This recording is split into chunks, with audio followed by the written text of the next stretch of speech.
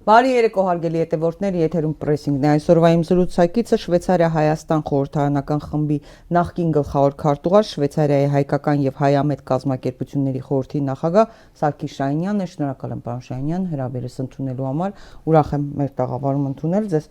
Պարոն Շահինյան, ես նախընտրական փուլի մեջ ենք իհարկե բավական թեժ լարված հիստերիկ դրսևորումներով, բայց սկսենք այլ թեմայից։ Վերջերս տեղի ունեցավ Հայաստանում Եվրոպական քաղաքական համայնքի գագաթնաժողովը, այստեղ էին եվրոպական տարբեր երկրների բարձրաստիճան պաշտոնյաներ, կազմակերպությունների ղեկավարներ եւ ուզում եմ հասկանալ նրանք իրենց աջակցությունը հայտնեցին արդեն Ֆրանսիայի քաղաքականությանը մոտ ժամանակներս պատրաստվում է հրաժեշտ տալ պարոն Մակրոնը, բայց հնարինս փորձում է, այսպես ասած, իր վատությունը անել, էլի մեզ դրան ողջունեց, աջակցեց, տարբեր գործիչներ հայտարարեցին իրենց աջակցության մասին, Նիկոլ Փաշինյանին սրտիկներ էին ասում եւ այլն, փափուկ բարձեր էին դնում, հետո սրանք սկսեցին այս իշխանությունները պատրանք ստեղծել, որ հեսա մտնում ենք Եվրոպական միություն, հեսա վիզաների ռեժիմը ազատականացնելու են։ Ես ուզում եմ հասկանալ, ինձ բացատրեք սա։ Այն որ գագաթնաժողովի համար եւ այդ եվրոպական երկրների համար, որոնք ունեն տնտեսական լուրջ խնդիրներ, լավ էր, մեծ ծախսերից խուսափեցին, եկան Հայաստանի բյուջեի հաշվին արեցին այդ գագաթնաժողովը, Հայաստանին դա ինչ տվեց եւ ամենակարևորը Նիկոլ Փաշինյանին նրանց այդ աջակցությունը ինչ գին է նստելու մեզ վրա, ինչ են ուզում ստանալ մեզանից։ Նախ եւ առաջ շնորհակալություն Սադիկ, որ ինձ ընդունեցիք այսօր եւ Սեր հարցը բազմակողմանի է։ Սկսենք ամենաթյուրությամբ, այսինքն ինչ տվեց Հայաստանին։ Հայաստանը երևաց քաղաքական տեսակետեն, սակայն մագերեսային, զանազան երկիրների մեջ, իբր մի հյուրընկալող միավոր այս քաղաքական խորհուրդի։ Սակայն իրականության մեջ այս գագաթնաժողովի ադեն ոչ մի կարևոր, այլ ոչ մի Հայաստանին հուզող խնդիր ոչ թրվեց, ոչ ալ առնվազն իհարկե լուծվեց։ Սա ինչին էր պետք։ Պետք էր ներկա վարչախումբին, որպեսզի ինքը ցուցաբերե իբր կարողացող 48 երկիրների հավաքելու մեջ եւ կարողանալ ցուցաբերել, որ ներկա վարչապետը մոդ է Եվրոպական միության, հենց Էմանուել Մակրոնի եւ այլն։ Ստորագրած համացայնությունները նախ եւ առաջ համացայնություններ չէին, հրճակակիրներ էին, որոնք միմիայն եւ միմիայն միդում կներկայացնեին, թե կարող է յուրաքանչյուր այս բևերը, այսինքն Եվրոպական միությունը եւ Հայաստանը, Ֆրանսիան եւ Հայաստանը, իբր թե ռազմավարական համացայնություն կնքել, բայց ոչ մի կոնկրետ բան չկա, ոչ վիզաներու խնդրի հետ կապված, ոչ ռազմամթերքի հանձնման հետ կապված, այսինքն ուզում եմ ասել, որ սա միմիայն եւ միմիայն ընդրական կարոզարշավի ուղված էր։ Մանավանդ որ դա ուղիղ մի ամիս առաջ դեղի ունեցավ պարլամենտական քաղաքական ընտրությունների առաջ։ Լավ, շատ լավ է։ Google ենք անում, տեսնում ենք Հայաստանը երևաց։ Հայաստանը իհարկե այլ լավ արժանի բաներ ունի, որոնցով կարող է միշտ երևալ։ Եվ այսինքն հետո հիմա մեզ Եվրոպական միություն ընդունելու են։ Իհարկե որ ոչ, որովհետև նույնիսկ եթե այդ օրենքը ընդունվեց Մարտին Վերջավորության Հայաստանի խորհրդարանի կողմէ, դա ցանկությունն է Հայաստանի, որպեսզի այդ քայլիներ տա, բայց ով ասեց, որ ընդհանրապես այդ տեսակ մի բան դեղի պիտի ունենա։ Դակավին Ուկրաինան չընդունվեց Եվրոպական միության մեջ, ուր մնաց Հայաստանը, որ Ուկրաինայից շատ ավելի քիչ է գշրում, շատ ավելի քիչ։ Եվ ուզում եմ ասել, որ պետք է սկուշը լալ բարգյամը եւ խոյեմը լալ այս աչքի մեջ փչած թոզը ուղղակի մաքրել մի րոպե եւ իրականությունը տեսնել։ Իրականությունը այն է, որ մենք վադի եւ վադակույնի միջև ընդրելու մեջ ենք։ Եվ 7 հունիսի ընդրությունները դա են մեզ ցույց տալի, որ մենք իրականության մեջ ոչ ընդրելու ենք Ռուսիո, ոչ ընդրելու ենք Եվրոպային։ Մենք ընդրելու ենք մեզ։ Մենք ինչ ենք ուզում։ Մենք այսինքն հայերս։ Դրա մասին կխոսենք, պարոն Շահինյան, բայց ուզում եմ մի քանի հարց հստակեցնենք, որպեսզի մեր հեռուստադիտողը հասկանա, հա, այս ամբողջ բլեֆը։ Նախ մենք ունեինք 17 թվականին ստորագրված Սերժ Սարգսյանի կառավարությունը ստորագրեց Եվրոպական միության հետ համապարփակ համագործակցության պայմանագիրը ՍԵՊԱ-ն, որը ֆունդամենտալ փաստաթուղթ էր եւ որը վավերացրել են եվրոպական այդ բոլոր երկրների պարլամենտները, ինչը նշանակում է նա ունի լեգիտիմության ամենաբարձր աստիճանը, օրենք էր, այսինքն, որում արձանագրված էր եւ Արցախի ինքնորոշման խնդիրը եւ բոլոր խնդիրները, հա, մեր պայմանը, եւ վիզաների ազատականացման հարցներ դրված։ Մինչեւ օրս Եվրոպան չի արել դա, 0, ճիշտ է, 0 աշխատանք, համաձայն եմ ձեզ հետ։ Հիմա մեր ժողովրդին վերնագրերով կերակրում են, Փաշինյանի ընտանեկան թերթը ՀՄԵԿ բան օգտագործում են, որ հեսա վիզաների ազատականացումը լինելու։ Ես ուզում եմ ընթերցեմ հիմա ներքին գործերի նախարարը Արփինե Սարգսյանը ինչպես էր ստում, հա, նախ ասում է 2004 թվականի սեպտեմբերի 9-ին մտանք երկխոսության մեջ եւ Հայաստանը ռեկորդային կարճ ժամկետում ստացավ գործողությունների ծրագիրը, ՍԵՊԱ-ն կար, գործողությունների ծրագիրը կար։ Դուք չեք բերել Եվրոպական միության հետ համագործակցության հիմքերը 2000 հաստատ ոչ 2026-ի 4 մայիսին։ Այո, հաստատ ոչ։ Եվ նա ասում է, իհարկե անշնորհակալ գործ է ժամկետ նշելը, որովհետև եվրոպական կողմն է որոշում կայացնում այս տեսանկյունից, բայց մենք մեր առաջ խնդիր ենք դրել 2 կամ առավելագույնը 3 տարվա կտրվածքով երկխոսության մեկնարկից ի վեր պիտի կարողանանք հանգուցալուծել այս process-ը նկատի ունի վիզաների ազատականացումը։ Ինչի են ստում քաղաքացիներին։ Եվ հաջորդը, լավ, ենթադրենք չեք ստում։ Վիզաների ազատականություն եղավ։ Ինչ է դա տալիս հայ ժողովրդին։ Եթե այդքան լավ բան էր Եվրոպական միությունը, Մեծ Բրիտանիան ինչու դուրս եկավ։ Սա մեկ, շարունակեցեք սեր Հա, միտքը։ այլ երկրներ եւս։ Եվ եկեք տեսնենք, ասենք թե դա մեզ ինչ է տալու։ Հիմա հենց է դա խնդիրը։ Այսինքն, եթե մենք չկարողացանք ընդհանրապես որոշել, թե մեր մարտահրավերը, մեր կոնֆլիկտը Ադրբեջանի հետ ինչ որ գվերապերի Ղարաբաղի, դա ուղղակի եղունքի փոշի չէր, այլ հիմնական խնդիր էր։ Այդքան որ նույն վարչապետը դա հասկացել էր ոչ այդքան խոյեմ ցևով արդահայտվելով Ստեփանագերդում հենց 2020-ի ժամանակ։ Սա պետք է մեզ հասկացնել դա, որ մեր եզրները, մեր թիրքերը որոնք են, ինչից, այսինքն մեր Գարմիր քիծը հետևաբար, ինչից մենք իրավունք չունենք զիջելու։ Իրականությունը հետո կվերադառնամ Եվրոպայի կողմը։ Իրականությունը այն է, որ մենք պատերազմ գործունեությունենք։ Եվ գործունեությունելով այդ պատերազմը մենք պետք է հասկանայինք նաև մեր ունեցած մնացած ուժերի հանդեպ համեմատ մենք ինչ պետք է կարողանայինք անել։ Մենք այդ բանը չարեցինք։ Մենք հա սալամի տակտիկի Սալամի տակտիկայով, այո, հետևանքով մենք զիջումի ետևեն գնացինք եւ չկարողացանք ընդհանրապես պահպանել առնվազն հասկացողությունը մեր անվտանգության համար։ Եվ մենք այսօր անվտանգ երկիր չենք։ Եվ անվտանգ երկիր չի պիտի լինենք, եթե իբր թե ռուսամետ ուժերի մենք հավակնենք եւ անվտանգ չպիտի լինենք հայդե ինչ որ գվերապերի Եվրոպայի փեշը բռնելով որովհետեւ Եվրոպան իրեն ջգույդը չպիտի շարժե մեր անվտանգության նպաստ ինչ որ գվերապերի վիզաներու ազատ կրման խնդիրը ինքը սխալ բան չասեց ինքը իրականությունը ասեց ինքը ասեց, որ Եվրոպան թեր պիտի խորի այդ խնդրի շուրջ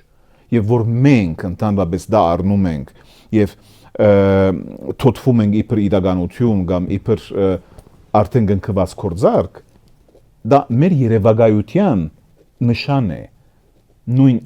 երևակայությունը ինչ որ իմիջայլոց մեզ մղեց 2020-ին պատերազմին, հակառակ որ հոն պետք է ասեմ, որ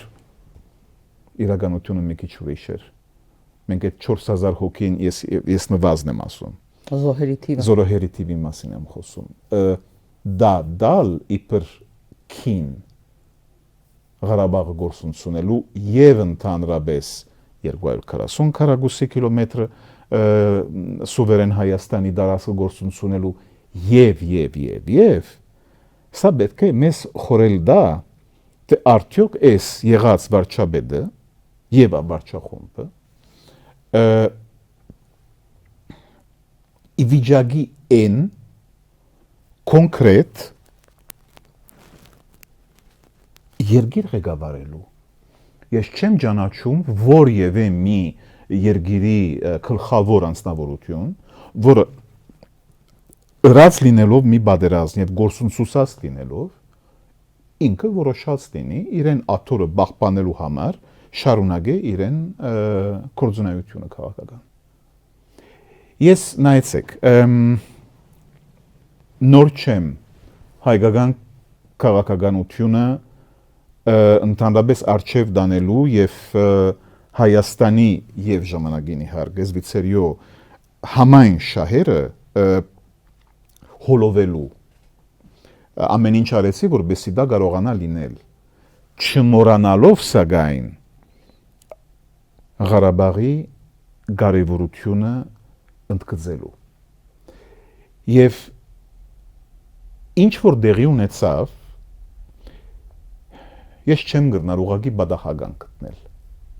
որովհետեւ դա թիմավորվեց նաեւ այլ քայլերով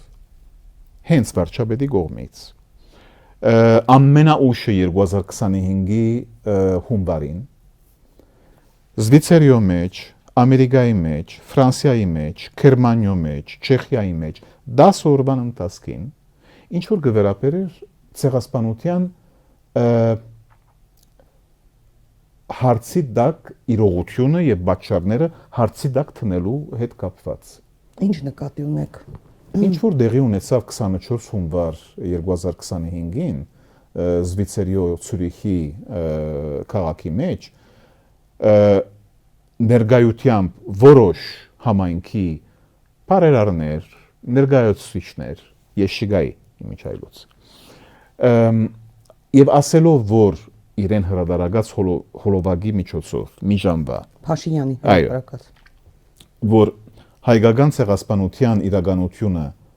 արդյոք մեզ գհամոզի արդյոք դրա հետ մենք կարող ենք ընդհանրապես շփվել արդյոք դա մենք կարող ենք ընդունել այսինքն ինքը բացեիպած հարցականի դակտրավ թե պատճառները ցեղասպանության թե հետևանքները եւ սա եթե լիներ եղավ սա եղավ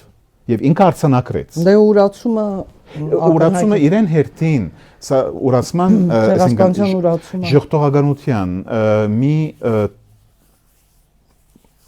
ժողտողականությունը դարբեր ծևերով կարող է դրսևորվել սա ամենացինիկ մասն է այսինքն մեկը քեզ ասում է իրականությունը սա է որբեսի դու ժողտող լինես պիտի ասես արդյոք վստահ ես որ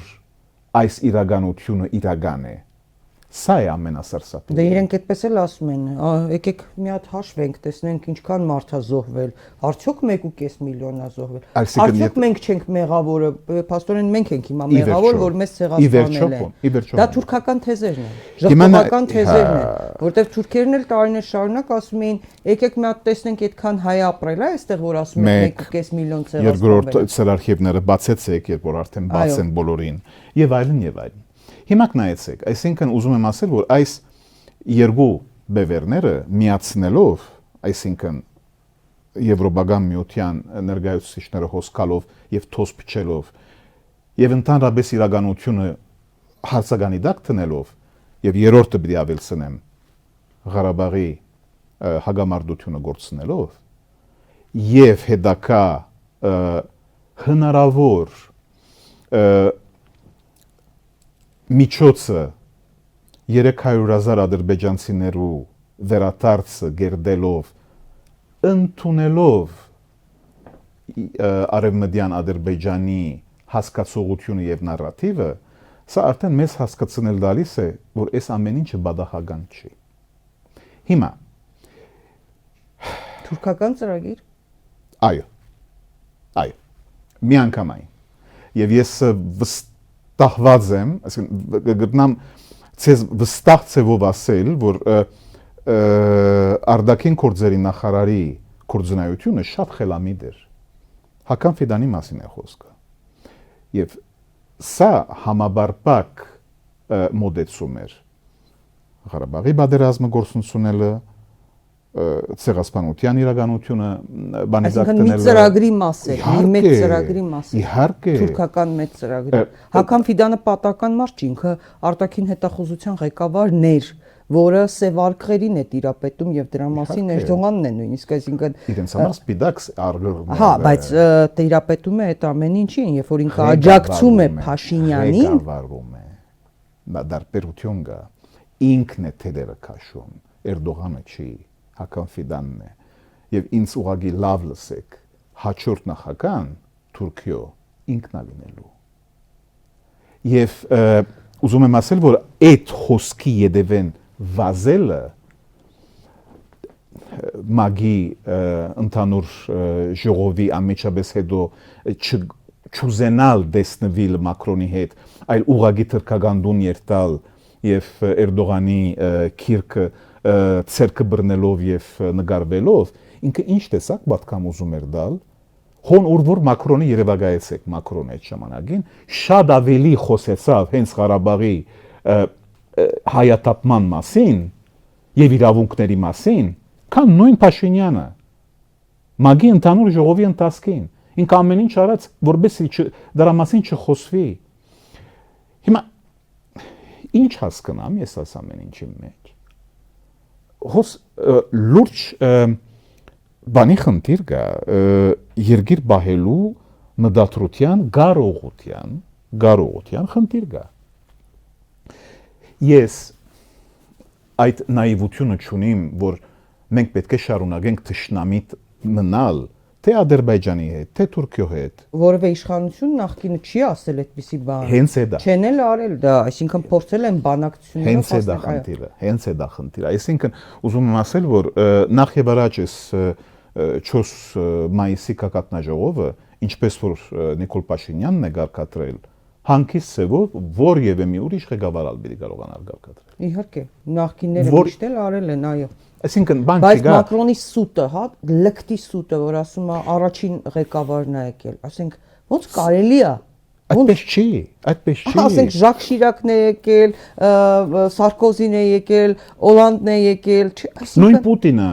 Հա, չէ։ 2015-ի 100-ամյակը եթե հիշենք, հա, բանի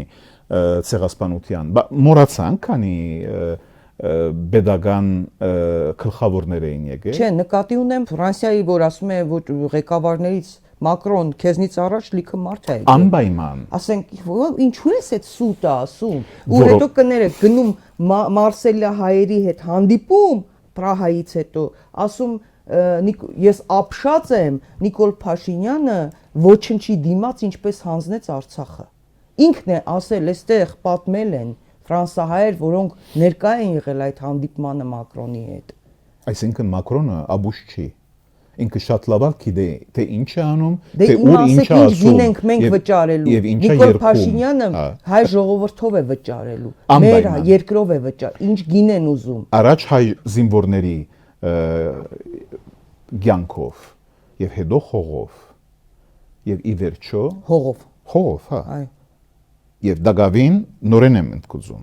Մենք չմոռանանք, որ նույն այս վարչախումբը թույլ տվավ, որ մեր սուվերեն տարածքի 240 քառակուսի կիլոմետր։ Դա պաշտոնական թիվն եք ասում։ Ես պաշտոնական թիվն եմ ասում։ Այո, որովհետև ոչ պաշտոնականով ավելի շատ է։ Հա, Այո, Դա ավելցավ իհարկե։ եւ նույն Արման Տատոյանը դրա մասին խոսած եւ մենք չենք կրնար մոռանալ, որ մեր անվտանգությունը շարունակ հարցականի դակ է տրվում եւ ես անցամբ եւ ես իրավունք չունիմ իհարկե ասել ում համար նստել եւ քվեարկել, բայց ես նախ եւ առաջ քույնս տվել եմ շատ ոնց, բայց ես վստահ եմ, որ ուղղակի այս վարչախումբի թիգուն կանգնելը ես մեծ անվտանգության թեմ Հայաստանի անվտանգության թեմ քայլ կտեսնեմ եւ սա պետք է չլինի անորոշ չարակույն վադակույն փոքր չարիքի իննբաստ ես խնդրում եմ մարդկանց որովհետեւ իրենց քաղաքացիական բարդականությունը անեն 7 հունիսին միևնույնն է ում համար նույնիսկ այս վարչախումբի համար երթալ եւ քվեարկել թող երթան թողնեն բայց թողնեն ոչ մեկուն չլիազորեն որովհետեւ իրեն դեղը նստի եւ որոշի սա ամենաբագաս խելամիտ քայլն է որ հայ ժողովուրդը կարող է անել Կխոսենք ընտրություններից մի կարևոր բան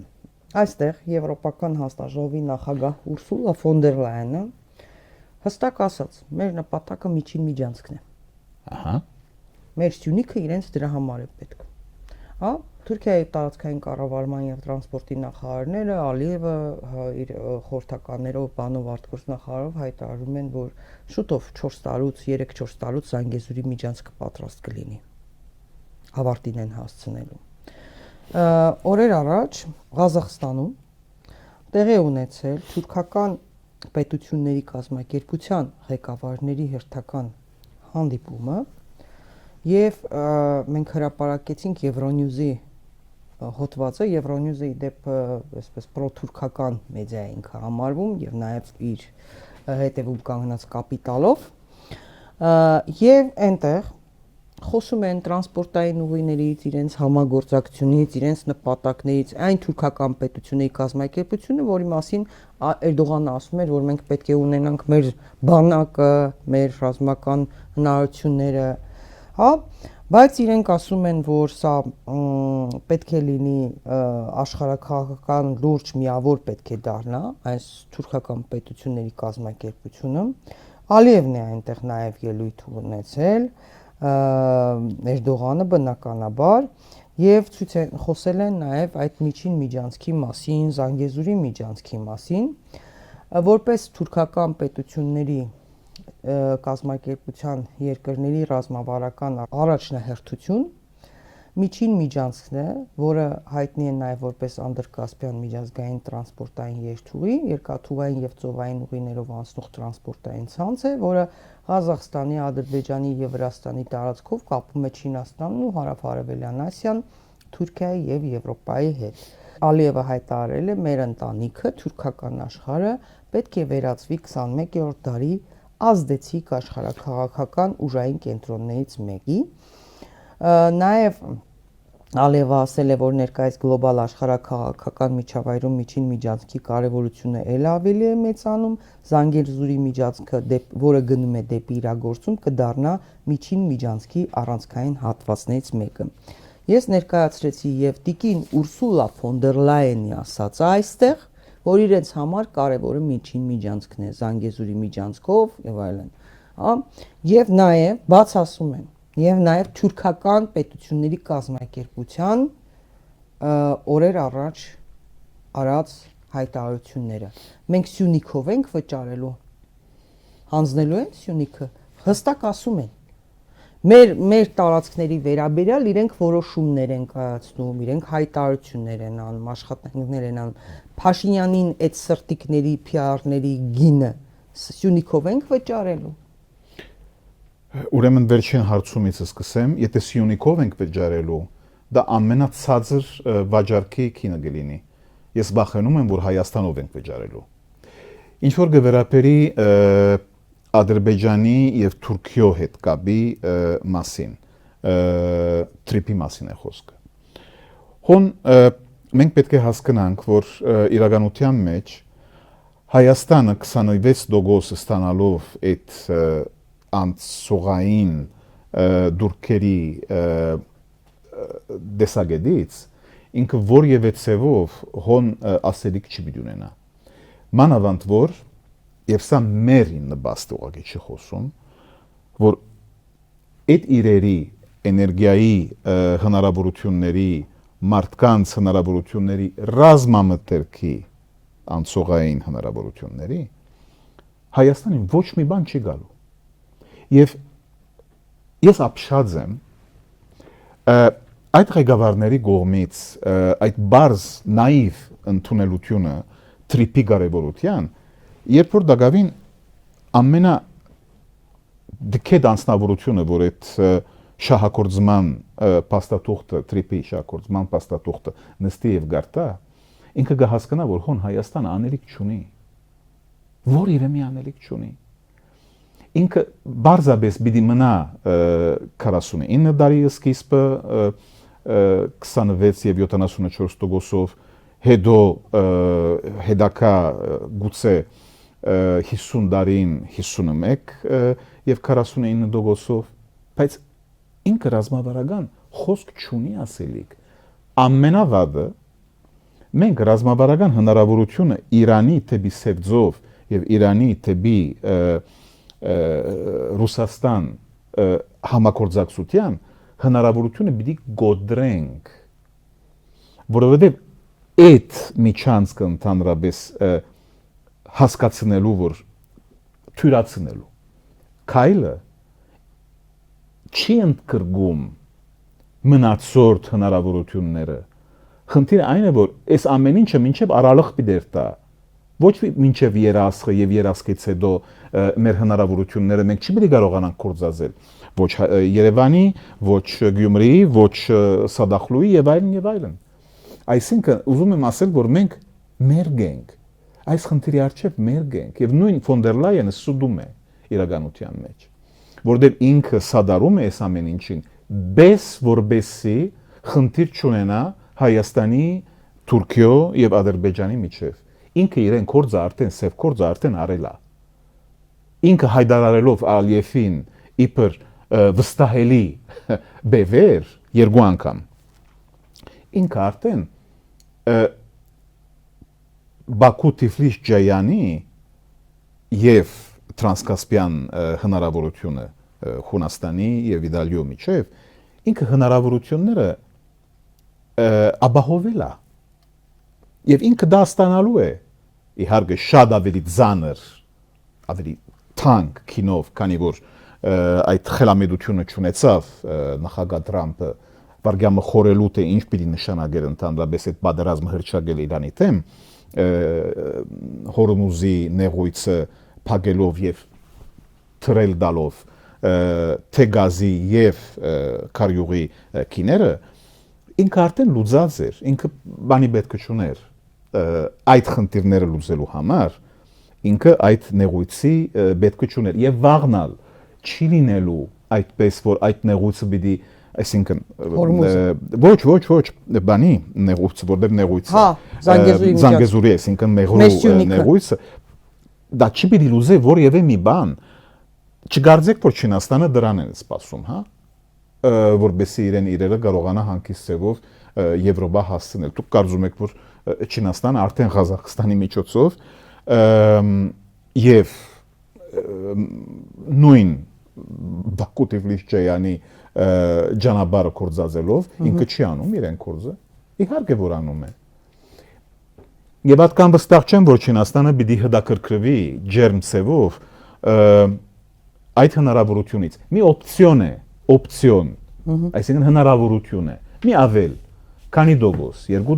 3%, 4% ընդհանուր իրերի կամ էներգիայի փոխանցման հետ կապված։ Okay։ Սա մի հնարավորություն է, բայց փուն բդուղը գրբախնցորը ուրիշ տեղ է։ Այսինքն ուզում եմ ասել, որ այդ 42 կիլոմետրը Սյունիքի ներքևի, այսինքն Մեղրիի դեղը ինչպես որ տրիպը նախադեսած է, ինքը որևէ Հայաստանի իննբաստ խնդիր չի պիտի լուծի։ Մենք եւս մի կոմպրոմիսի ենք գնացել առանց հասկանալու որ մենք հանկիստ ծևով գրնայինք դա կորձածել որբեսի իրաբես հարավային Կովկասի հնարավորությունները բացեինք բայց բացեինք 360 աստիճան ոչ 180 աստիճան սա է նաիվությունը մեր ղեկավարներու որ ես չեմ հասկանում իրաբես չեմ հասկանում երբ որ հասկանաք որ ծրագիր են իրագործում տեղը կընկնի ամեն ինչ որովհետև Արդեն ուշ եթե մտածում ես որ որևէ հայ հայանպաստ որևէ հայկական շահը դա չի ենթադրում ինչի են անում պատասխանը ո՞րն է հետևաբար սա է այսինքն երբ որ դու տեսնում ես որ այդ ծրագիրը իրենց պարտադրված է դրա համար էլ աջակցում են ես պատահական չբերեցի Ուրսուլա ֆոն դեր Լայենի հայտարարությունը հա Ուրսուլա ֆոն դեր Լայենը Շարլ Միշելի պես վաղը գնալու է բացարձակաբար եւ իր սև գործը հայության հա արած է լինելու գնալու է իր թոշակը վայելի չէ նույն եւ թուրքական աշխարհի պետությունները նույն միջին միջանցքի եւ Զանգեզուրի երկն են տանում եւ դա ով է իրագործում Փաշինյանը Ադրբեջանը ստացավ ինքը ինչ 907-րդ բանաձևը կչեղարկի արդեն իսկ Ատլանտիկ կոնսուլի ամերիկյան այդ հեղինակավոր ուղեղային կենտրոնը ասել է որ գրել է հոդված որ բան կանեն մեծ գործարքի առաջ են կանգնած Ադրբեջանը Միացյալ Նահանգների հետ հեսա մեծ գործարքը կանեն 907 բանաձևը կչեղարկեն զենք կվաճառեն հսկայական պայմանագրել է նավթային կնքել Ադրբեջանը Exxon Mobil-ի հետ ամերիկյան ուզում եմ ասեմ խնդրեմ այստեղ ուր է Հայաստան հայկական շահ չկա եւ մանավանդ քանի որ սրա մասին եք խոսում դուք նաև ինձ այդ հնարավորությունը տալիս եք Սոկարի թերի մասին խոսել։ Դե Սոկարը կնքեց Exxon Mobil-ի հետ, ադրբեջանական Սոկարը, այո։ Այսինքն ուզում եմ ասել, որ եթե մենք մարդկանց կանցանագին ընդհանրապես չերտանք չտպնանք, մենք իհարկե որ ոչ մի հնարավորություն չունենք խոսելու։ Եվ երևակայեցեք, որ սա դեղի ունեցավ իմիջայլոց Շվեյցարիո մեջ։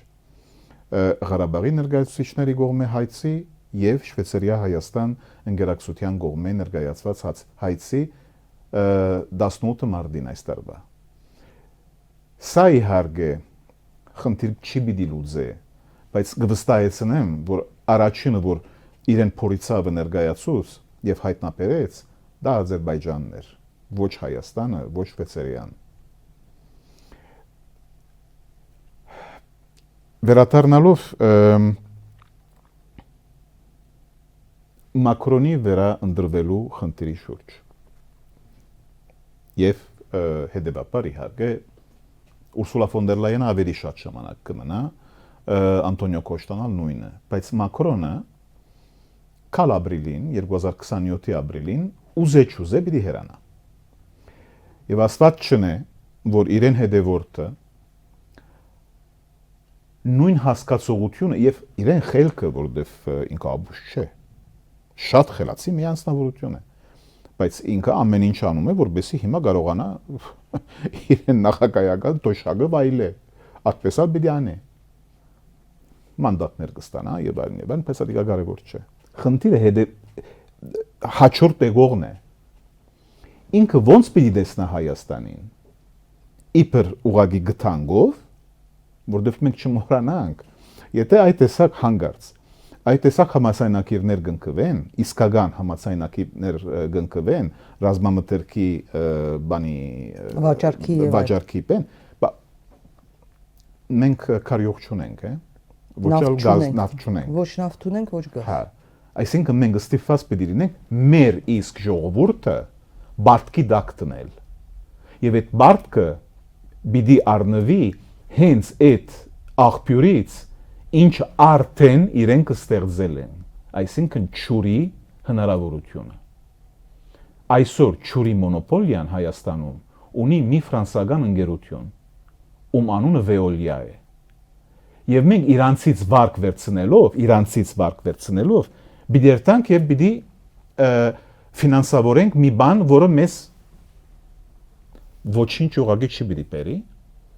Մեր դիմացինը, մեր հագարագործը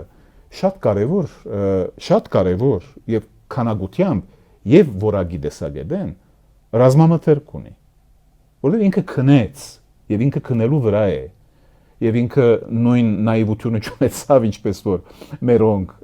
երբ որ 400 միլիոն դոլար դվին Ռուսաստանի 0 ստանալով անոր թիմացը ինքը գիտե ինչպես որ բիլի քինա Ինչը նկատի ունեք, ինչ գտնում։ Ռազմամթերքի մասին է խոսքը, հա։ Ինքը Ադրբեջանը շատ լավ գիտե ինչպես որ պիտի պատրաստվի հաջորդ պատերազմին, որովհետեւ մուխը մարե Հայաստանին։ Մուխը մարե։ Կամ առնվազն որովհետեւ իրեն գլուխին վրա իբր սպառնալիք դարձնե այդ բանը, որովհետեւ հա բան ստանա, դիվիդենդ ստանա։ Եվ կարևորագույն դիվիդենդ այդ 300,000 ադրբեջանցիներու վերադարձն է։ Այստեղ բերելը Հայաստան։ Հա։ Նրա համար Վաղը դուրը թակելու են, ասենք, Արմավիրցու, չգիտեմ, Լոռեցու, Գեղարքունիքի բնակչություն, Երևանցու, ծեծելու են, ասեն դուրս արի, սա իմ տունն է։ Ես եւ դուք գնալու ենք այստեղից։ Հա, գնալու ենք այստեղից։ Նրա համար ես չեմ ուզում ռասիական ադելություն հրահրել որևէ մեկու մտեմ կփավե որ ուղղակի մենք մեր խելքը կարողանանք կործածել թե ինչ ենք անում եւ սա է որ ես ներգա վարչախումբի վիզին այո փաթաթում եմ եւ ընդգծում եմ որ իրեն գարջադեսությունը կարող է իրապես մեզ մեծ վնասի հասցնել բայց իրենք թքած ունեն իրենք հա բայց աստեղի ժողովուրդը ոչ ես էլ հույս ունեմ որ այստեղի ժողովուրդը կհասկանա այսքանից հետո էլ ինչ անեն կներեք Ալիևը 24 թվականի դեկտեմբերին հայտարարել է Ալիևը հայտարարել է որ պաշտոնապես 300,000 ադրբեջանցիները դիմել են Հայաստանի կառավարությանը որպեսզի ապահովեն իրենց բնակեցումը Հայաստանի տարածքներում Ալիևը դրանից առաջ հայտարարել էր որ պիտի ունենան իրենց իրավապահ մարմինները վաղը կասեն պարլամենտում ներկայություն պիտի այսինքն ինչն եք հավատում, ինչին եք հավատում, կամ ունենում ենք պետություն, կամ չենք ունենում, դառնում ենք գնչուներ։ Ես չպիտի ավելցնեմ որևէ մի բան։ Դե ցավալի է։ Թրիփի մասին մի բան էլ անպայման ուզում եմ որ դուք դա նաև խոսեք, հա։ Գնացին թրիփը ստորագրեցին, այդ թրիփ կոչվածը։ Ոչ մի իրավական բան չունի, ուժ չունեցող մի թուղթ է։ Դեռ ոչ։ Ոչ մի բան չունի, ոչ։ Օգոստոսի մասին է խոսքը։ Օգոստոսի թղթի մասին եմ ասում։ Չէ, իրենց ստորագրած որևէ թուղթ իրավական ուժ չունի։ Եկեք խոսենք դրա մասին, որ դրանք ընդամենը կամ մտադրություններ են, կամ ցանկություններ են, կենացների մասին թուղթ է։ Բայց ինչ արեց, ինչ ունեցավ Ալիևը։ Սրանք լուսանկարվեցին, չգիտեմ, էս արեցին, PR-վեցին, փուչիկ, ծաղիկ, չգիտեմ, գնացին ուրախացած սպիտակ տուն էին մտել, սկսեցին նկարվել չտեսի պես։ Ալիևը ինչ էր արեց։ ԵԱՀԿ Մինսկի խումբը լուծարեց։ Exxon Mobil-ի հետ ամերիկյան իր սոկարը ահռելի մեծ պայմանագրեր կնքեց։ Հա, Ալիևը 907-րդ բանաձևի մասին խոսեց, քննարկումը առաջ մղեց, որպեսզի Ամերիկայի հետ իր ռազմավարական համագործակցությունը ավելի բարձր մակարդակի հասցնի։ Մենք ինչ ստացանք։ Նիկոլ Փաշինյանի ու Թրամփի նկարները։ Ավելցնեմ ցերս ազներուն մեջը, ըստ իս կարևորագույն գեդերից մեկը, որ մեզ լծակ էր տալիս, որովհետեւ մենք կարողանայինք իրապես բանակցել, մեզ զրկեց միջազգային հայցերից։ Այո, հրաժարվեցին, այո, Փաշինյանը հրաժարվեց միջազգային հայցերից։ Որոնք արդեն ստորագրված էին։ Այո, այո։ Բեդության կողմից։ Սա ցես հասկանալ դալիս է, թե ով ինչ ստացել է եւ ով ինչ կորցրել է։ Հասկան բան։ Ես ուրիշ ավելցնեք բան չունեմ։ Բայց բացատրեք մարդկանց, եթե մենք հրաժարվում ենք միջազգային հայցերից, դա ինչ է նշանակում։ Որ ցանկացած լծակ չունենք։ Ոչ միայն այդ, որ մեզ ցանկացած մեկը կարող է ցեղասպանել, սպանել, կոտորել, ոչնչացնել եւ ոչ մի պատասխան։ Մի բան էլ ավել։ Ամերիկայի նախագահի այցը այս վերջերս Չինաստանում։ Դե նախագահի, այո, Թրամփի այցը Չինաստան։ Թայվանի խնդրի հետ ինքը լրություն բարդատրեց ինքին։ Ինչու համար կգործեք։ Ну, հարց հասկացավ այդ ինչա, հասկացավ դա ինչ։ Այդ ինչ որ դեղի ունեցավ Ադրբեջանի եւ Հայաստանի միջեւ, դա դուրը բացեց, որբեսի Թայվանի խնդիրը կարողանա լուծվել բոլորի լրության առջև նաև Չինաստանի ռազմական հրահրումի միջոցով։ Մենք այդ հնարավորությունը տալիս ենք ուրիշներին, որպեսզի նույն ձևով վերապրվեն, ինչպես որ ադրբեջանցին հայերու հանդեպ։ Սա միայն Հայաստան, Ադրբեջան, Թուրքիա հարաբերությունների մեջ չի ունենում իբր հետևանք, սա միջազգային իրավունքի մասին է խոսքը, Եվ մենք այդ բանը անելով, մենք բացում ենք հնարավորությունները դա ավելի խախտելու։ Այսինքն մենք ոչ միայն մեր շահերը չենք դա բնտում, այլ մենք հնարավորությունը տալիս ենք, որպեսզի ուրիշ երկիրներ չկարողանան իրենց շահերը պահպանել, չխոսենք փոքրամասնությունների մասին։ Հայցերից հրաժարվելու բանը պատրաստակամությունը հայտնել են այդ նախաստորագրված թղթի մեջ կա, դեռ վերջնական չեն ստորագրել, բայց արդեն իսկ այդ մասին քննարկումը եւ ինչպես նաեւ պահանջներից մեկը սահմանադրությունը, որ սահմանադրությունից որ անկախության հռչակագրին հղումը պետք է արվի, այդ նաեւ միջազգային հայցերի պայմանն էլ է դրա մեջ։ Հիմա խոսում են խաղաղության պայմանագրից, հա, ինչ խաղաղության մասին կարող է խոսք լինել։ Նայեցեք, ուզեք չուզեք դուք այդ տեսակ հարցում եք տալի, ինչին պատասխանը արդեն գրված է, արդեն գա։ Մի երկիր, քուլուխը երկու կողմից, ոչ մի կողմից, երկու կողմից հրացան ընդհանրապես տրված եւ ասվում են հիմա պիտի ստորագրես կամ ընդհանրապես մենք պիտի ոչնչացնենք քեզ։ Այդ եզրակացության հասկացնել դալիս է, այսինքն քալու դալիս է, որ այս վարչախումբը չկարողացավ ընդհանրապես այդ ամբողջ 48 երկիրների ներկայությամբ խնդիրը գշրեցնել դա։ Գիտեք որ դուք ուր եք եկել։ Դուք այդ տեսակ մի հազարամյա պատմություն ունեցող եւ խելամիտություն ունեցող անձնավորությունների երկիր եք եկել։ Ջագադակիրը հարցականի դակ է տրվել եւ գտրվի մանավանդ հենց այս պահուս, որ մենք ձիզեռնագապերտում համալիրում մենք հավաքվել ենք։ Ձեր լայքերը, ձեր սիրդիկները, ձեր հայդարարությունները, որ մենք շատ գոհ ենք, որ Հայաստան ենք եկել, ոչ մեկուն ուղղակի չեն հուզելու։ Սա միայն հուզելու է 7 հունիսի քվեարկության հնարավորությունը ին նպաստ մի վարչախումբի, որը որևէ մի իրավասություն չունի մնալու։ Բես որովհետև այդ պատերազմը գործվեց։ Բայց ինչ որ գվերապերի թե տրիպը, թե միջազգային պայմանագրերի պատմությունը, դա մեզ հասկացնել տալիս է, որ մենք դիվանագիտական հասկացողություն ընդհանրապես չունենք։ Որ մենք ունեինք, մեր ունեինք։ Այո, ես հիշում եմ դուք Պերիչեկի գործով ահռելի աշխատանք եք արել իշխանությունների հետ։ Եվ իշխանության հետ, դա չի պիտի բացեմ ձալքերը, բայց սա ահռելի աշխատանք եք արել միջազգային ատյաններում, այո։ Բայց պիտի պետությունը դա ցանկանա։ Այսինքն պետությունը պետք է հայկական կողմից խաղա, ոչ թե թուրքական կողմից խաղա։ Իհարկե։ Դիվանագիտություն իրենց պետք չի, որովհետև ծրագրերը ասվում են ըստ ուրիշները իրենց փոխարեն ասում են, հա, բաց ասում են։ Պարոն Շահինյան, հիմա խոսում են հիբրիդային պատերազմ եւ այլն, այդ ինչ գործիք է, այդ հիբրիդային պատերազմի անունը դնելով ու խայտարակ կեղտոտ պրոպագանդային անում ընդդիմադիր գործիչների դեմ, բոլորի դեմ, հա։ Խնդրում եմ սա բացատրեք մարդկանց, այս ինչ գործիք են հանել, որ ցանկացածին թիրախավորում են, ցանկացածին ոչնչացնում են։ Ասենք օրինակ, եթե Ուրսուլա ֆոն դեր Լայենները, Հական Ֆիդանները, Վենսերը միջամտում են մեր կայակալասները մեր ընտրություններին, նրան աջակցելով Փաշինյանին, դա հիբրիդային պատերազմ չէ, բայց օրինակ որ Պուտինը ասում է ցանկալի կլինի նաև ռուսամետ ուժերը մասնակցեն, չխոչընդոտեն եւ այլն, դա միջամտություն է։ Մենք ուզենք չուզենք մենք մտնում ենք սևուսպիդագի հարաբերության մեջ։ Իրականության մեջ հիբրիդային պատերազմի մասին, երբ որ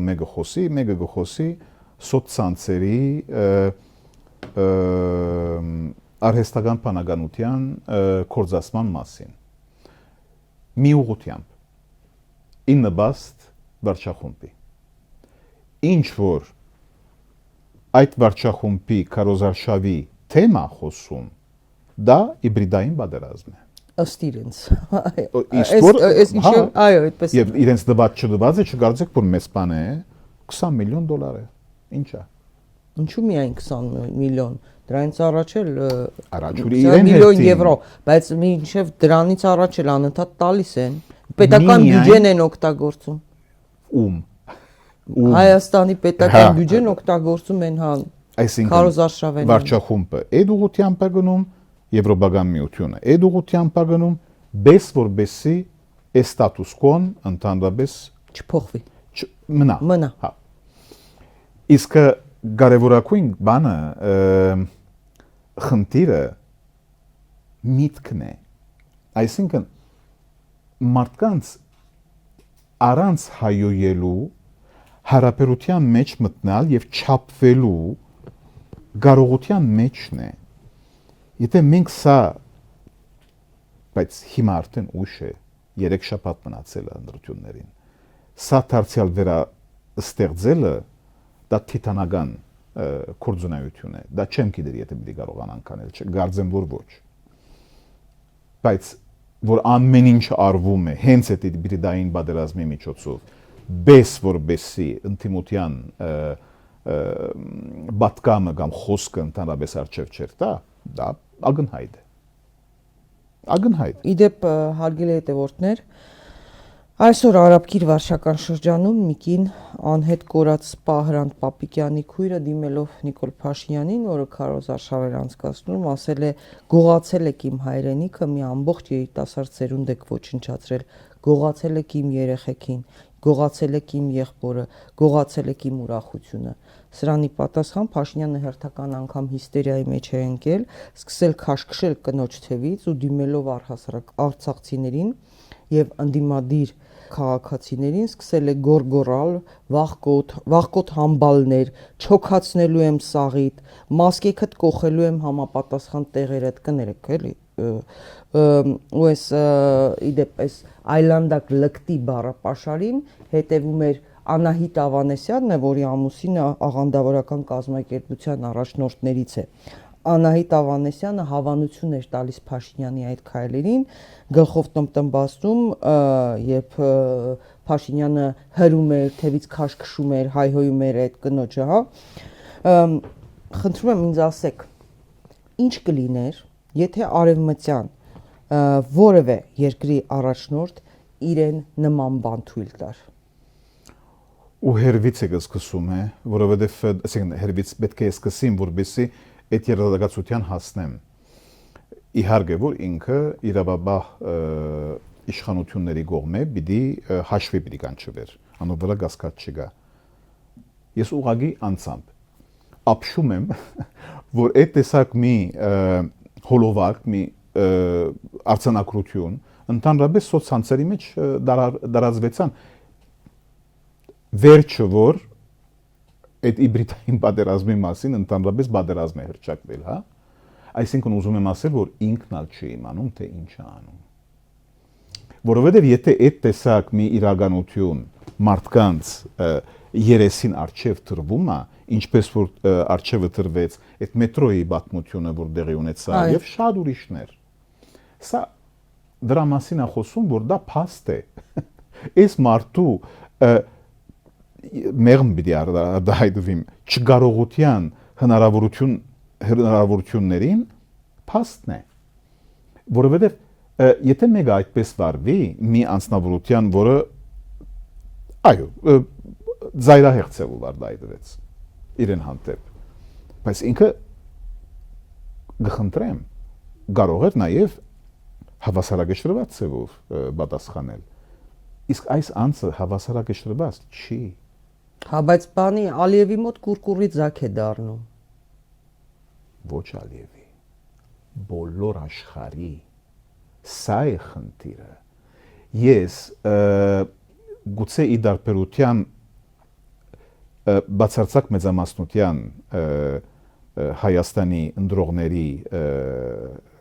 հանդեպ ես ուզում եմ Բարգյամը ունիվերսալիզացման մասին խոսել, թե մեր ղեկավարությունը ինչ քաշ պիտի ունենա միջազգային մագարտակում։ Եվ եթե անպայման բնդում եք, այս մարդը ի վիճակի չէ միջազգային քաշի մեջ ընդգրկվելու։ Ինքը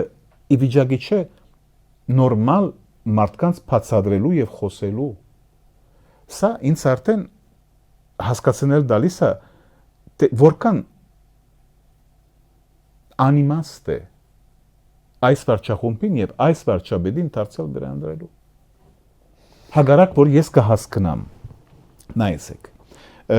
սա պիտի ասեմ, որովհետեւ պետք է ճշմարտությունը ընդհանրապես ասել։ Ես բոլորի հետ խոսում եմ, մի քանի օր է որ խոսեմ, բայց ես չեմ դադարեցնում իմ հնարավորությունները մարդկանց հետ շփվելու, խոսելու եւ իրենց դեսանգյունը ընդհանրապես խնդրելու։ Եվ ես հասկանում եմ, երբ որ մարդիկ ինձ ասում են մենք ուրիշ ճար չունենք, քան այս մարդուն դարձյալ վերանդրել, քանի որ մենք չենք ուզում, որ հին ղեկավարությունը դարձյալ կա։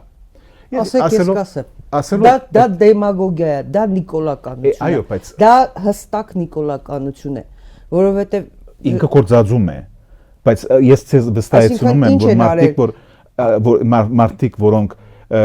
չեն ուզում, որ հին Ինչ է նշանակում նախկին նախագահներ, որ պետություն ենք ունեցել, Արցախ ենք ունեցել, որ հաղթանակներ ենք ունեցել, ես հարց եմ տալիս։ Սա մի մասն է, ուզում եմ հասկանալ, լավ, օքեյ, եղել են սխալներ, իսկ ինչ ես արել դու այ մարդ, դու խոսել ես դրա մասին, դու բարձրաձայնել ես դա, դու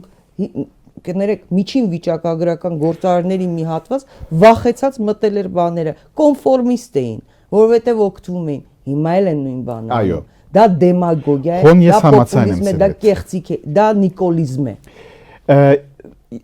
Թույլ տվեք, որ չհամաձայնվեմ ցես հետ, որովհետև ես հասկանում եմ, որ թող ընտրեն Արման Թաթոյանին։ Կներեք, Արման Թաթոյանը կրթված գրագետ։ Ես նրա համար եմ ասում, որ մարդիկ պետք է ընդհանրապես երթան եւ Սամվել Կարապետյան նախկին է։ Ոչ, իհարկե որ ոչ, բայց ինքը շատ հստակ ցևով ինքը ռուսամետ է, որովհետև ինքը Իսկ ինչամետ է, ավելի լավ է լինել թուրքամետ, քան ռուսամետ, կներեք, հարցը դնեմ։ Խնդիրը հենց է դա։ Այսինքն մենք չկարողացանք որոշել, որ մենք առաջին հերթին հայամետ պիտի դառնանք։ Ոչ մեկը չհասկացավ սա։ Եվ սա է որ Ոչ մեկը ով չհասկացավ։ Ընտրողները, բայց որովհետև բաժնվեցան սպիտակ եւ սևի միջեւ։ Պարոն Ժանյան, 4 ուժեր եմ հիմա նշում, 4 ուժեր ընդդիմադիր, իրական ընդդիմադիր, որոնք այնտեղ կան եւս 1-2 ուժեր, որոնք իսկապես ընդդիմադիր են, բայց չեն կարողանալու անցնել, հա։ Ռեալ նայենք, ոչ թե ուզում եմ վիրավորեմ, թերագնահատեմ, հա։ Կա Սամվել Կարապետյանի ուժը, որը ամենամեծ ձայներն ունի, կա Ռոբերտ Քոչարյանի ղեկավարած գլխավորած Հայաստան դաշինքը, կա Գագիկ Ծառուկյանի ղեկավարած քաղաքական միավորը եւ կա Արման Թաթոյանի գլխավորությամբ միասնության թևերը։ Կներեք, Հայաստանի քաղաքացիները այս 4 ուժերից չունեն ընտրելու հնարավորություն, այսինքն ավելի լավ է դավաճան, երկիրը հանձնած, ստորաքարշ, նվաստացրած, արյուն բերած, հա, չկա դեմագոգիա է ինչ որ ասում։ Նրա համար եմ ասում յուրաքանչյուրի բարդականությունը այն է ամսուն 7-ին երթալ քվեարկել փոքրակույն չարիքի համար։ Նվազագույն գոնե չարիքից ազատվելու համար գոնե պետք է գնալ քվեարկել։ Անպայման։ Աբա թե ոչ իրենք լիազորելու են ուզեն չուզեն իշխանության, որովհետև ինքն է առաջին բան ունեցողը ամբողջ վարչական լծակները օգտագործում են, ամբողջ դասի ուժերը, ներսի պետական բյուջեն, հարկերը, ամեն ինչ օգտագործում է։ Անպայման եւ ես թիվերով խոսիմ, այսինքն ոչ մեկ հարցումի վրա հիմնված, այլ մի քանի հարցումների վրա հիմնված։ Եվ ես զգում եմ, որ ինչ որալ լինի, բանը շերտը 20-ից 30% է լինելու։ Բայց մյուսների հնարավորություններն ալ քիչ չեն։ Դա եմ ուզում հասկացնել դալ։ Եվ երբեք Հայաստանի ընտրությունների ադեն այսքան մեծ շերտավորվածություն դեղի չեր ունեցած։ Բոլոր 5-ն ալ մեծ հավանականությամբ անցնելու են։ Եվ սա կնշանակի, որ մեր հաջորդ խորհրդարանը ձանր ծևով մասնատված պիտի լինի։ Բայց կոնե խելք ունենալը ամսուն 8-ին արաբոդյան կարողանալ միանալ ընդդիմության մասին է խոսքը,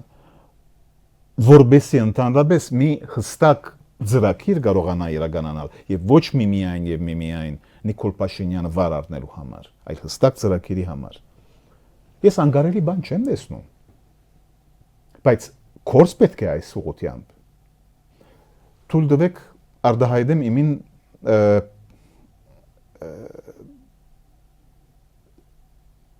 հարցականը, հա, ինչ որ գվերապերի այս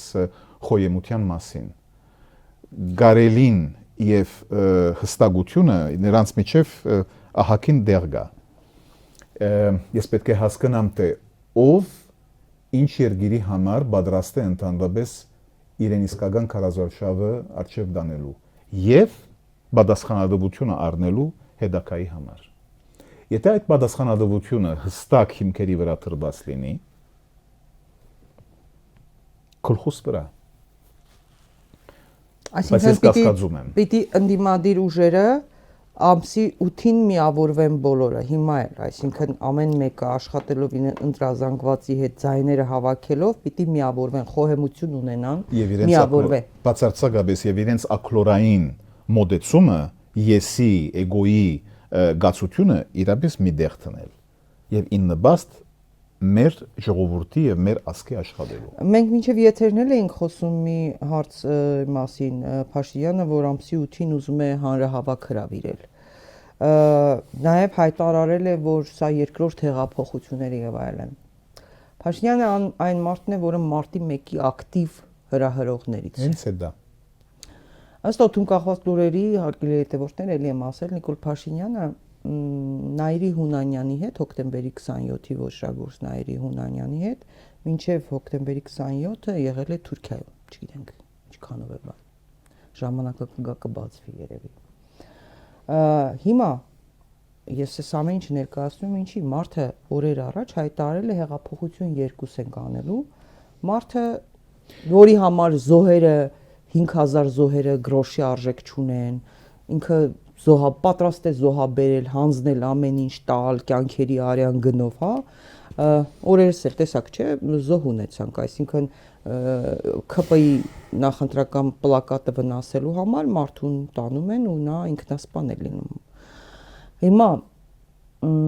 եւս, այսինքն արյուն անընդհատ։ Հիմա ամսի 8-ին, երբ որ նա նման կոչերով հանրահավաք է անում, սա ինչով է հղի։ Ինչի է նա պատրաստվում, հայ ժողովրդի դեմ պատերազմի է դուրս գալիս։ Զորք է հանելու, ինչ է անելու։ Ինքը զորք չի հանելու, ինքը բահելու է։ Բայց եթե իրեն թիմացինները այդ դակ քլուխ անձնավորությունների հրահրեն, որովհետեւ այս ժողովրդի թեմ ընդհանրապես բան դեղի ունենա, գրող դեղի ունենա, այդ զորքերը պատրաստ կլինեն իրենց ոչնչացնելու։ Այսինքն իրականության մեջ եւս մի անգամ հայ ժողովուրդն է դժելու։ Եվ այդ ֆորս մաժորը պիտի ստեղծվի, որը դուք ասեցիք ինչի է խղի, ֆորս մաժորի մասին է խոսքը։ Այդ հնարավորության հետ կայնելու համար պետք է որ ընդդիմախոս ուժերի դակ քլուխները կոնտրոլի դակ բախվին եւ բացարձակապես այդ տեսակ սադրանքների չմատնվին։ Այո, չգնան սադրանքների, խայծը չուտեն։ Ես չեմ գիտեր քանի հոգի կհավաքվի, հա, հանրապետության հրաբարակում։ Ստիպելով կբերեն ուսուցիչների, դպրոցականների հանում են։ Հա, բայց արեցին, քանի անգամ ալը ստիպեցին։ Եվ խդակրկիր է, որ 2018-ից մինչև այսօր հա ինգելա իրենց վարկանիշը, հա ինգելա, այսինքն իրենք թող մոռանան որ իրենք այդ քանակությունը պիտի կարողանան դարձյալ միավորել, ինչպես որ այդ ժամանակին։ Բայց խելքը դրա մասին է։ Թող ընդդիմությունը խելքը գլուխը հավաքի եւ իրեն տակ գլուխները եւս մի անգամ եմ ասում, բահի եւ կոնտրոլի տակ բահի, որբեսի այդ սադրանքի տակ ընդհանրապես Փաշինյանի սադրանքի մեջ չհայտնվեն, ճկուտը չուտեն։ Որտեղ ինքը այո, ես հայտարարում եմ եւ համաձայն եմ ձեր հետ, որ ինքը առաջինը եղավ Լևոն Տեր-Պետրոսյանի ժամանակ, հենց 2008-ի մարտի 1-ի ժամանակ, ինքը արյուն հոսել դալու։ Մարդիկ մոռացան, արձանագրությունները կան, վիդեոները կան։ Այո, եւ դա իրական է։ Ես ոնց կարողանամ ընդհանրապես մի անձնավորության հավատամ, որ պատրաստ է իրեն անձնական արյունը հոսեցնել տալ։ Սեփական ազգի արյունը հոսեցնել տալ։ Խաղաղություն է վաճառում ժողովրդին։ Իբր թե, բայց նաև ասում է, եթե ինձ չընտրեք, եթե ես իշխանություն չունենամ, սեպտեմբերին պատերազմ կլինի։ Ինչու սեպտեմբերին։ Պլակատներ են գրում, եթե Փաշինյանը չլինի, Հայաստան չի լինի, պատկերացնում եք։ Վաու։ Բա, պատկերացնում եք, ուր ենք հասել, հայ ժողովուրդ, գնան մեռնեն, էլի, ամբողջ հազարամյա պատմությունով հանդերձ։ Ինչու սեպտեմբերին։ Փաստորեն ստացվում է, Նիկոլ Փաշինյանը Ալիևով է վախեցնում հայ ժողովրդին։ Ու ասում է, ես խաղաղություն եմ բերել։ Իսկ Ալիևը ինչ է անում։ Ալիևը հերթական հայատյաց ելույթն է ունենում, հայ ժողովրդին անվանում է ոչ միայն թշնամի, այլ նաև ասում է մեր նկատմամբ ատելություն ունի հայ ժողովուրդը եւ այդ ատելության պատճառները պետք է ուսումնասիրեն հոգեբույժները, հոգեբանները, բժիշկները, մեզ հոգեկան հիվանդ է անվանում։ Խնդրեմ, ում հետ է խաղաղություն կնքում, այս ժողովուրդը ինչին է հավատում։ Մեկ անգամ լալով ես իրավունք պիտի դամ Ալիևին, որտեղ հոգեկան հիվանդ եղողը ուղղակի բանի ղեկավարը դարձած է։ Հանրապետության ղեկավարը դարձած է։ Հայաստանի, այո, ասում են շիզոֆրենիայի դրսևորումներ։ Ինչին ես կարող եմ ընդհանրապես իրեն հրամացային լինել։ Կարելի է ընդհանրապես, հա, նստել եւ բանակցել թե Ալիևի հետ, թե Պուտինի հետ, թե բոլորի հետ։ Կպավե որ մեկը պետք եղած լծակները ունենա։ Իհարկե, եթե դու քո լծակները ոչնչացնես, դու Ալիևս ասելիք չունես։ Նրա համար բայց ինչու սեպտեմբերին պատերազմ։ Հիմա կոմ պիտի հասնեի։ Ասպաս վգա չգիտեմ, անդիգա ինքը պետք է իմանա։ Գրնամ երևակայել, որ մինչև սեպտեմբեր այդքան ռազմամթերքը ընդհանրապես ստացած լինի մեր հագարագործը, որ կարողանա վերջնական իրեն գրողը իբր թե, այսինքն Փաշինյանի։ Այսինքն ինֆորմացիա ունի, որ Ալիևը այնքան զենք է ունենալու եւս, որ մեզ ոչնչացնի, չեմ հասկանում։ Սա մի հնարավորությունն է։ Սա մի հնարավորությունն է, կան ուրիշ հնարավորություն։ Բայց եթե խաղաղություն ես կնքել, ինչու պիտի քեզնով պայմանավորված լինի։ Եթե խաղաղություն ես կնքել, խաղաղություն է կնքվել, հո։ Սրա համար եմ ասում, որ հոն բջիջները ուղղակի լավ չեն աշխատում։ Ուղեղի։ Հա, բայց սպառնում է արդյունքում հայ ժողովուրդը։ Սպառնում է այդ մարդկանց, որոնք կարող են սպառնվել այդ բարապ ռետորիկայի միջոցով։ Այո, թույլ մարդկանց, այսինքն դրանց, որ ժողովրդի մեծ մասի վրա դրա համար չի ազդում այլևս։ Այո։ Չի ազդում շանտաժը, բայց կան այո մտավոր ցածր։ Այո, եւ բացարձակ մեծամասնությունը ժողովրդի նրա համար է, որ մի մոռանաք, որ հարցումների մի քիչ անտին, մի քիչ այստին հասկացնել դալիս է, որ բացարձակ մեծամասնությունը առնվազն 50%-ը կամ որոշել է չերտալ չքվեարկել, կամ չի հայտարարում ում համար պիտի քվեարկի, կամ իրապես չի իմանում թե ում համար պիտի քվեարկի։ Այսինքն որոշումը պիտի առնի վերջնական ձևով, երբ որ ինքը գղբագի մեջ պիտի գտնվի։ Եվ շատ հավանական է, որ ինքը այդ քայլիներ տա փոքրակուն ճարիքի համար քվեարկելու։ Հիմա այդ փոքրակուն ճարիքը որն է, արդեն քվեարկողը պիտի հասկանա։ Սփյուռքի արձագանքների մասին։ Ինձ կարող եք ասել, ես անդադ հիշեցնում եմ այն Արսինե Խանջյաններին, Սերժ Թանկյաններին, որ այստեղ իրանց կոտորում էին, քիթները մտցնելով ամեն հարցի մեջ, հա, հիմա ձայները կտրած են, Արցախ կորցրեցինք։ Ինչպես այո ավելի վաղ հիշեցինք, նաև Արցախ ինչ որ էքսկուրսիա էին գնացել Արսինե Խանջյանները, Սերժ Թանկյանները, չգիտեմ ինչի համար, ձայները դուրս չի գալիս։ Հիմա ես ուզում եմ հասկանալ, Սփյուռքին ձեռք է տալիս Հայաստան չլինելը։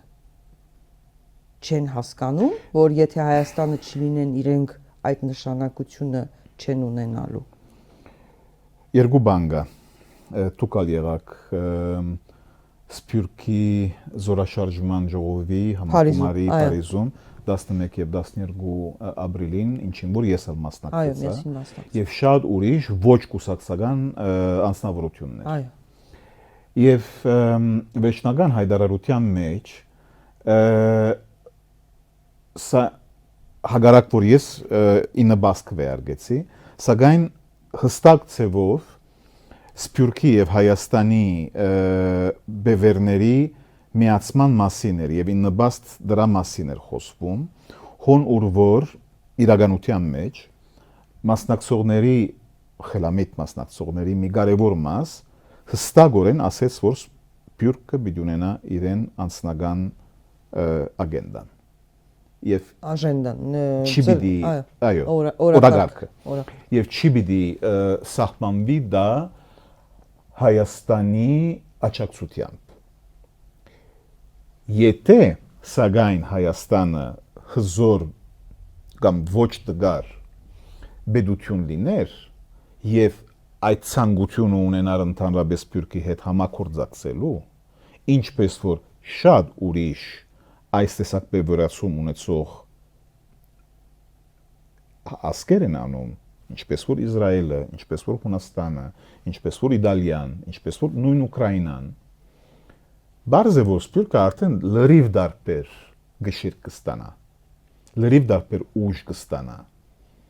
Շվեյցարիա Հայաստան բարեկամական խումբը ուրիշ արձագանք կստանա։ Ամերիկա Հայաստան բարեկամական խումբը ուրիշ արձագանք կստանա, ուրիշ ցևով կգշրի։ Հիմա մեր մեջ կգոդրվեցավ։ Սա առաջին հարցի պատասխանն է։ Իսկ ինչ որ գվերապերի իրենով պայմանավորվի Սփյուռքը, այսինքն իրեն երևակայությունները, իրեն օրագարկը արժեվ դանելու, այսինքն ինքնության օրագարկը, այսինքն հայ լեզվու հասկացողության եւ դարացման օրագարկը եկեղեցու հետ կապը քանի անաստված անձնավորություններ, իսկ խոսեմ որ միջած ինչպես կսեն միջնատարի ժամանակ միևնույնն է նորեն խաչկարներ գերդել գուդային բես որբեսի իրենց անունը հիշվի եւ դա գաբում էին եկեղեցու հետ խաչկարը ի վերջո խաչ էր իսկական խորհրդանիշը այսինքն ուզում եմ ասել որ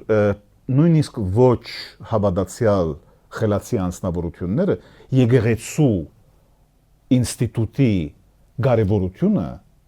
արդեն ժամանակին հասկանում էին այսօր չպիտի հասկանան սրա մեջ իհարկե Սփյուռքը եւ իհարկե Հայաստանը բայց հիմա Սփյուռքի մասին խոսենք ունի իրեն թիրքը իրեն ունի իրեն ուժը իրեն փերը գշիրքը եւ այս գաբը պիտի ստեղծվի Ինչ են անելու, ինչ գործնական քայլեր եմ ուզում ես Սփյուռքից։ Ես ալ ուզում եմ։ Ես ուզում եմ քայլեր, հա դուք եկել եք այստեղ ու միշտ ակտիվ եք գալիս եք խոսում եք, հիմա եկել եք այս օրերին ներկայացնելու հիմա էլ այն ինչ որ անում եք մարդկանց բացատրելով։ Հիմա այս ուժը Նիկոլ Փաշինյանի ուժը, հա դրսից կառավարվող այդ թուրքական պրոյեկտը հստակից ծրագրում գրել է, որ ընտրվելու դեպքում շարունակելու է հայ առաքելական եկեղեցու դեմ հարձակումները,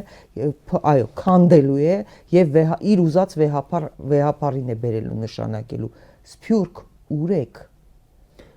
Սփյուռք ուրեք։ Պարոն Շահինյան, քանի որ նաեւ Սփյուռքի մասին խոսեցինք եւ ես գիտեմ որ շատերը գուցե չեք տեսել այս տեսանյութը, ես ուզում եմ կրկին հիշեցնել հարգելի հետևորդներ 2018 թվականի այս գունավոր հեղափոխությունից օրեր անց ապրիլի 29-ին ուսապարկով մի մարդ մագլցում է Էջմիածնի մայր տաճարի վրա փորձելով տաճարի խաչը սղոցել, նա պատրաստված էր գնացել ամբողջ գործիքները իր հետ տանելով եւ խաչի փոխարեն նա փորձում էր երկաթյա վարդ տեղադրել։ Բարեբախտաբար այդտեղ գտնվող մարդիկ կանխեցին դա, նրան հանձնեցին ոստիկանությանը, ոստիկանությունը հետո նրան բաց թողեց։ Բայց ես ուզում եմ կրկին ցույց տալ, որպեսզի հասկանաք, որ եկեղեցու դեմ, հայ առաքելական եկեղեցու դեմ այս հարձակումները անձի դեմ չի, Վեհափար Հայրապետի անձի, սա մեր եկեղեցու դեմ է եւ սա ծրագիր էր, որը գունավոր հեղափոխության հիմքում դրված էր։ Դրանից հետո նաեւ ի հայտ եկան արդեն Փաշինյանի հովանավորությամբ գործող նոր Հայրապետ, նոր Հայաստան շարժումը։ Խնդրեմ նայենք տեսանյութը։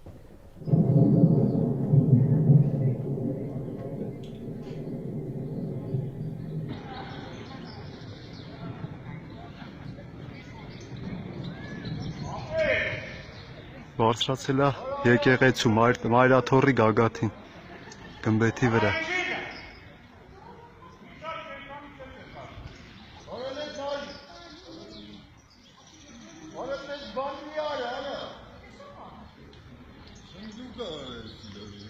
Չոնում օրո։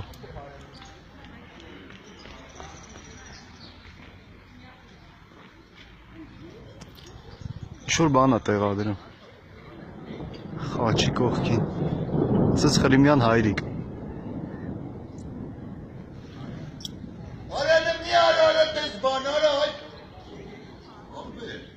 Չոնում։ Կդրում ա խաչը։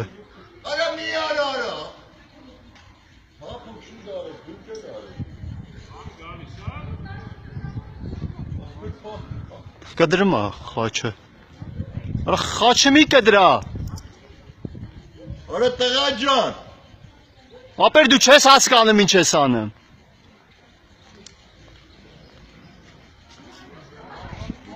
Չեմ ճանաչում ով է։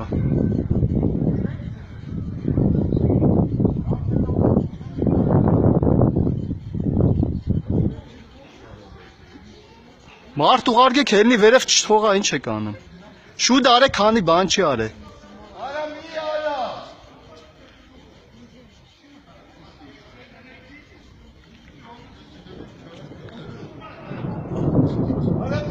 Հելեք, հետևից հելեք։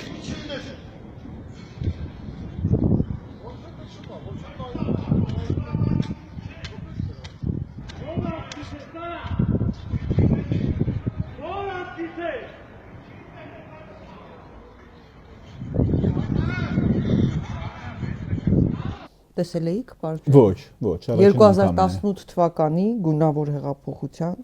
հեղափոխությունից օրեր անց, ապրիլի 29-ին։ Այսինքն նույն օրը, երբ որ Սերժ Սարգսյանը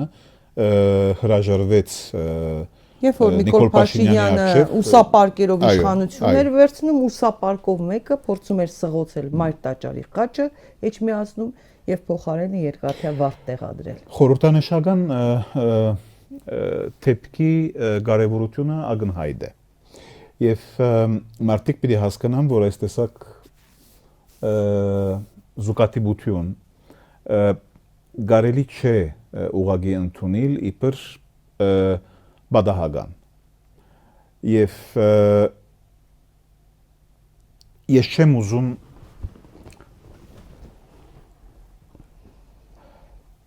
անմիջական հետևանքներ հանել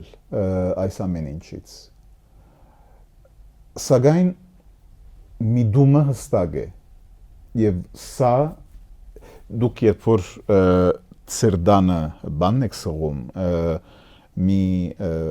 երգաթե բան եք սղում սղոցում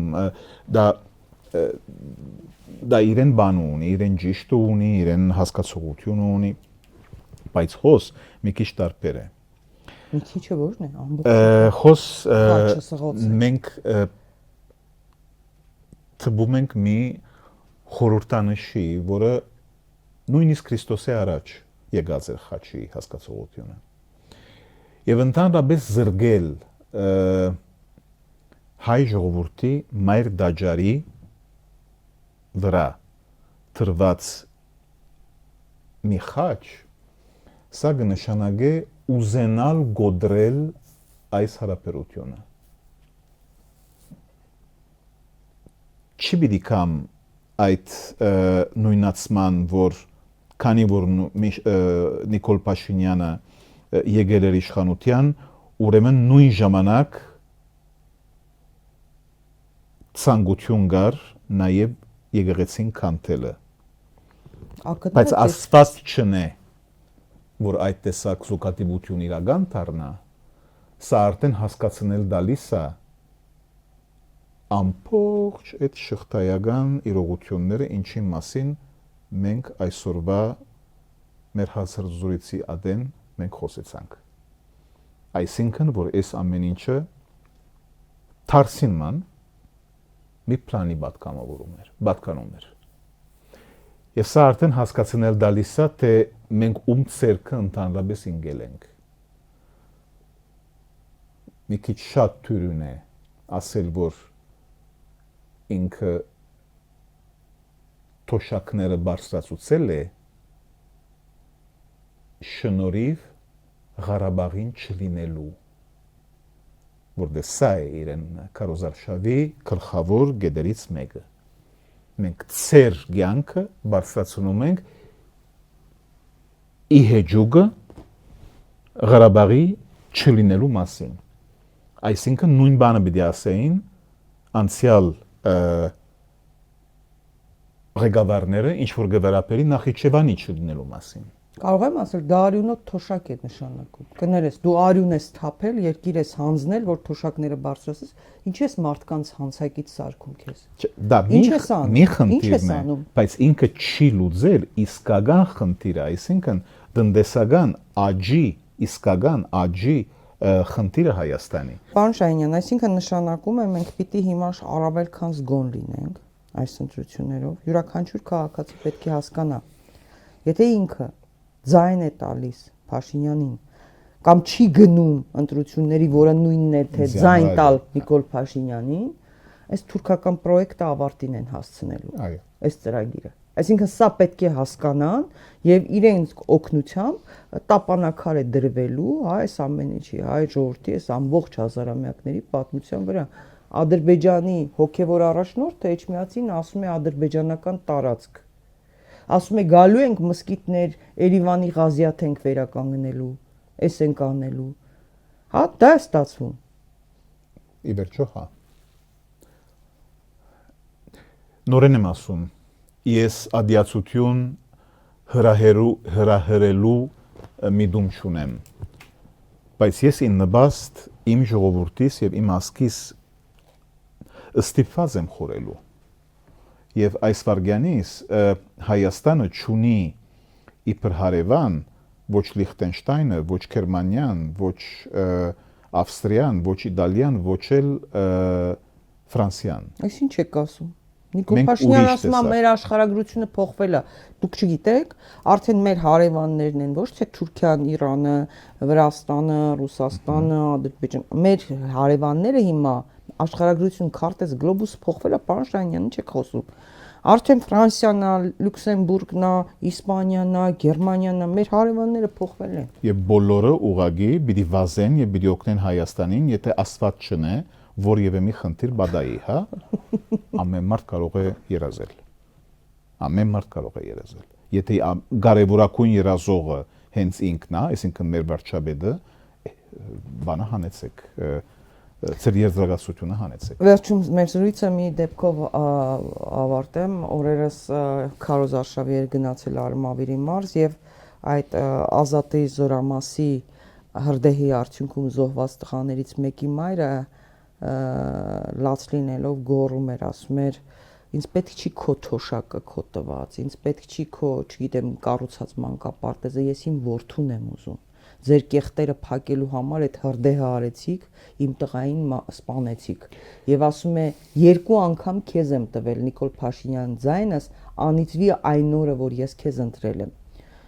Մարդիկ այդ դրա մասին ենք խոսում նաև իմ զրուցակից Վարդանի հետ Պողոսյան, պիտի անպայման քո տանը լինի այդ դժբախտությունը, քո մաշկի վրա զգաս, որ հասկանաս չպետք է անես։ Այո, հայերի մոտ դժբախտաբար այդպես է։ Հայերի մոտ այդպես է, երբ որ Թանագը արդեն ոսկորին մտավ, թվավ եւ նույնիսկ անցավ, միայն այդ վարգյանին է, որ մենք հասկանում ենք, որ ընդհանրապես մենք մեր գոմում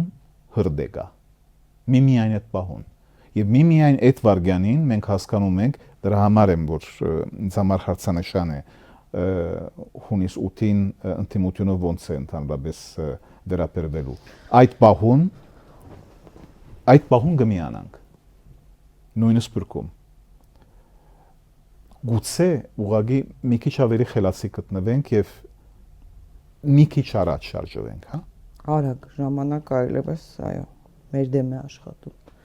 Շնորհակալ եմ, պարոն Շահինյան։ Ես եմ շնորհակալ։ Ինչպես միշտ օգտակար զրույցի համար, պարոն Շահինյանը մշտապես եղել է մեր երկրի կողքին, միջազգային նրա